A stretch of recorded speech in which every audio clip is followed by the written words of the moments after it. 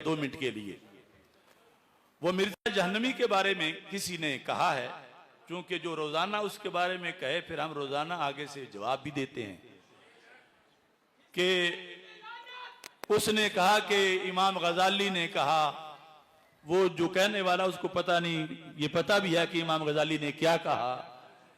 बहरहाल फुक़हा का ये तालीमात का हिस्सा है कि जिस लफ्ज में 99 एहतमाल कुफर के हों, एक इस्लाम का हो, तो 99 कुफर वाले नहीं देखने चाहिए, इस्लाम वाला देखना चाहिए, और यानी उस पर फतवा नहीं लगाना चाहिए। तो ये कानून, इसको बिल्कुल हम सच्चा समझते हैं। आला हजरत रहमतुल्लाह अलैह ने भी जब हुसामुल हरमैन फतवा लगाया था तो इसे सामने रखा था, और हमने भी जो लगाया है हमने भी इसे सामने रखा है। मगर मैं उन लोगों को बताना चाहता हूं कि लफ्ज़े दज्जाल जिसने अपनी जुबान से सरकार दो आलम सल्लल्लाहु अलैहि वसल्लम के लिए साबित किया, सिर्फ बोला नहीं, दलाइल देके साबित किया, तो इसके अंदर कोई ईमान वाला एहतमाल है ही नहीं। वो कह रहा है कि दज्जाल से मुराद मेरा कज्जाब है, तो ये भी उजरे गुना बदतर अज गुना, इसमें कोई दूसरा एहतमाल ईमान वाला मौजूद नहीं है। लिहाजा ये कहकर कोई गुमराही ना फैलाए कि ये सख्ती हो गई है उस पर और गलत फतवा दिया गया है और गलत 295 सी लगी है। हम मौजूद हैं, जिंदा हैं, जिसको घुमंड है वो आ जाए, हम उसका शक दूर कर देंगे इंशाअल्लाह।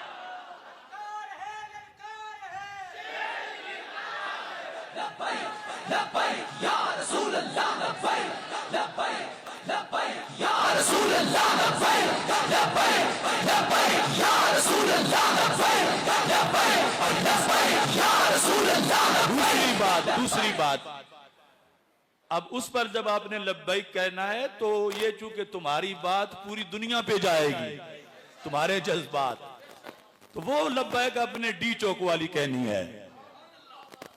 ये हमारा इस्तिआरा है। कुछ लोगों ने सुप्रीम कोर्ट की तरफ से, उसके जजेस की तरफ से और किन की तरफ से ये दिया हुआ है कि किसी किताब का कोई हवाला कोर्ट करे, वो जितना भी गलत हो, वो कोर्ट करने वाले पर वो जुर्म नहीं आएगा, असल तो जिसने लिखा है उस पर आएगा। तो इसने तो सिर्फ कोर्ट किया है माज़अल्लाह लफ्ज़ दज्जाल। तो मैं कहता हूं सारी ज़ुर्रियत मिलके, वकील, जज, जो भी उसके धड़े में हैं, हमें वो किताब बताएं जिससे उसने कोर्ट किया है।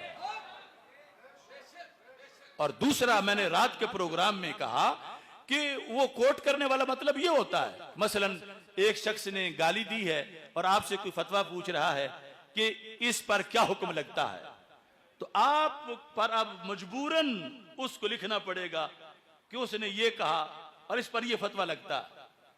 तो जो मसला वो बयान कर रहा था कि अहले किताब की बीबी से निकाह जायज है, अगरचे इब्ने उमर रदी अल्लाह तआला अन्हु का तो इख्तिलाफ है, तो वो तो मुतलकन भी बयान हो सकता है। उसमें मजबूरी क्या है कि वो माज़अल्लाह फुलानी ये बकवास करती हो तो फिर भी मेरी शादी उससे जायज है। उसने अपनी तरफ से दलीलें देकर उनके लिहाज से ये साबित करने की कोशिश की है लफ्ज़ दज्जाल को कि वो ये कहते हैं, उनकी किसी किताब में नहीं। ये वो नहीं जो सिर्फ हिकायत और रवायत करना होता है, ये है कि किसी बात का पूरा हामी होना, उसको साबित करना। ये साबित करने के लिए जो रात भी मैंने हवाला दिया था इमाम मालिक रहमतुल्लाह अलैह का, कि आपसे पूछा गया जो कहे अल कुरान व मखलूकुन, कुरान मखलूक है, आप जानते हो मुतज़िला का ये अकीदा था और ये कुफ्र है, तो आपसे पूछा गया उसका क्या हुक्म है जो कहे कुरान मखलूक है, तो आपने फरमाया काफिरुन उक्तलू हो, वो काफिर है, उसको कत्ल कर दो।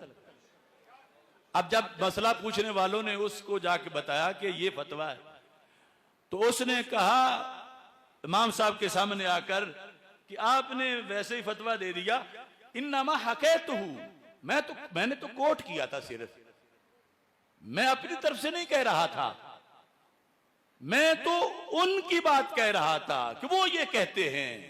फरमा इन्नमा समेअना मिनका, हमने तेरी जुबान से ही सुना है, हमने तो तुझसे सुना है। यानी इतनी बड़ी जसारत शैतानी, अगर इसकी मां को कोई जानिया कहे और इससे कोई पूछे आकर कि तेरी मां को जो जानिया कहे उसका हुक्म क्या है, तो ये साहिल को कहेगा शर्म कर, को लफ्ज बदल ले, और अपने मुंह से ये नहीं कहेगा कि जिसने मेरी मां को ये कहा लफ्ज बोलकर, बिल्कुल नहीं कहेगा। अगर इसकी मां की 100% के 1% का करोड़वां हिस्सा भी इज्जत है, तो ये उसके बारे में लफ्ज जानिया सुन नहीं सकता। तो ये उम्मत इतना भारी लफ्ज अपने नबी अलैहिस्सलाम के बारे में कैसे सुन सकती है?